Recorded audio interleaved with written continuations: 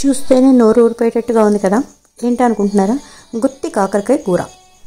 అయితే కావాల్సిన ఇంగ్రీడియంట్స్ ఉల్లిపాయలు, నెక్స్ట్ కొంచెం కాకరకాయలు మీడియం సైజ్ అయితే మాత్రం తీసుకున్నాను నేనైతే మాత్రం అండి. ఉల్లిపాయలు, ఎండుమిరపకాయలు, చాయ్ మినపప్పు, జీలకర్ర, సింపుల్గా అయిపోతాయి, ఇంకేం అక్కర్లేదు. నెక్స్ట్ ఏంటంటే కొంచెం అన్నీ మనం ముందర కాకరకాయలు అయితే మాత్రం బాయిల్ చేసుకోవాలి కాబట్టి ఈ విధంగా కొంచెం వాటర్ వేసేసి కొంచెం కడిగేసుకున్నానండి. కాకరకాయలు కడుక్కున్న తర్వాత కొంచెం వంకాయలాగే అంటే 4 వెంపులా కాకుండా ఒక్క వెంపు చీరితే సరిపోతుంది. చిన్న చిన్న కాకరకాయలు, మిరపకాయలు చీరేటప్పుడు ఎప్పుడైనా సరే మిరపకాయలు చేతితో కాకుండా ఈ విధంగా కత్తిరి పత్రం పెట్టుకుంటూ ఉండండి. ఒకసారి నాకైతే అనుభవం అయిపోయిందండో, కారం మొహానికి రాసేసుకున్నాను, మండిపోయింది. అందుకని ఈ విధంగా కత్తిరి పెట్టుకోండి.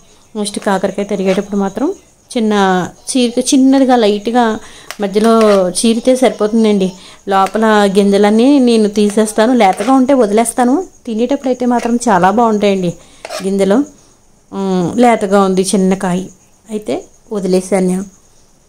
అయిపోయిన తర్వాత నెక్స్ట్ ఏంటంటే ఈ కూర అనేది సిమ్లో పెట్టి మాత్రం మగ్గించుకోవాలండి. నేను 3 నిమిషాల వీడియో 2 నిమిషాల వీడియో చూపించేసినా సరే కూర అవ్వటానికి మాత్రం మ్యాక్సిమం అరగంట పడుతుందండి. ఎందుకంటే ఇదంతా ఫార్వర్డ్ చేసుకుంటూ వస్తాం కాబట్టి అలా అనిపిస్తుంది. కూర అయితే మాత్రం ఇలా నెమ్మదిగా సిమ్లో పెట్టి మాత్రం మగ్గించుకోవాలి. ఎందుకంటే హైలో పెట్టేస్తే మాడిపోయింది అనుకోండి, లోపల అయితే మాత్రం మగ్గదు, పైన చుట్టూ మాడిపోతుంది కూర అయితే మాత్రం. నాకు పెళ్ళైన కొత్తలో ఇలాంటి అనుభవాలు చాలా అయిపోయాయి. అలా ఎక్స్పీరియన్స్ కొద్ది ఇప్పుడు చెప్తున్నాను అనమాట. మినపప్పు వేయించేసుకుందాం ఫస్ట్, తర్వాత కొంచెం జీలకర్ర, నెక్స్ట్ మిరపకాయలు ఒకసారి వేసేసుకొని పోపు అయితే మాత్రం తీసేసుకొని మిక్సీలో వేసేసుకున్నాను. ఇవాళ నేను రుబ్బురోట్లో దంచే పచ్చడి కాదు కాబట్టి మిక్సీలో వేసానండి. ఉల్లిపాయలు కూడా కొంచెం గోల్డిష్ కలర్ వచ్చే వరకు సరిపోతుంది. నెక్స్ట్ ఇంకా కాకరకాయ చూసారా, చిన్నకాయలు అయితే లేతవైతే వదిలేసాను, కొంచెం పెద్దవైతే లైట్గా ఎక్కువ మ్యాక్సిమం అన్నీ ఒకటే సైజు మాత్రం తెచ్చుకున్నానండి నేను. కాకరకాయలు ఎప్పుడు ఎంచుకున్నా సరే పెద్ద పెద్ద కాకరకాయలు అయితే మాత్రం నేను అస్సలు తెచ్చుకోను. బజార్కి వెళ్తే మాత్రం నేనే ఎంచుకుంటాను, ఈ సైజే తెచ్చుకుంటాను. వంకాయలు కూడా సేమ్ అంతే. అయితే ఈ విధంగా మగ్గ పెట్టేసుకుంటే ఫస్ట్ ఇందులోను కూర అవి గ్రేవీ అది ఇంకా వేయలేదండి నేను. ఉత్తి కాకరకాయ ఇలా చీరేసి మగ్గ పెట్టేసుకుంటే ఒక 5 నిమిషాలు పావు గంట అలా పడుతుంది, అయిపోతే మగ్గిపోతుంది అనమాట. ఈ లోపలే మనం కారం అయితే మాత్రం మిక్సీ ఆడేసుకుందాం. ఇందులో చింతపండు కూడా వేయవలసిన పని లేదండి. కొంతమంది చింతపండు వేస్తూ ఉంటారు, టమాటా అయినాను. నేనైతే మాత్రం కమ్మగా ఉంటుంది కాబట్టి కొంచెం ఈ విధంగా ఉల్లిపాయ మినపప్పు కూడా చాయ్ మినపప్పు కొంచెం ఎక్కువ వేసాను కాబట్టి కమ్మగా ఉంటుంది అనమాట.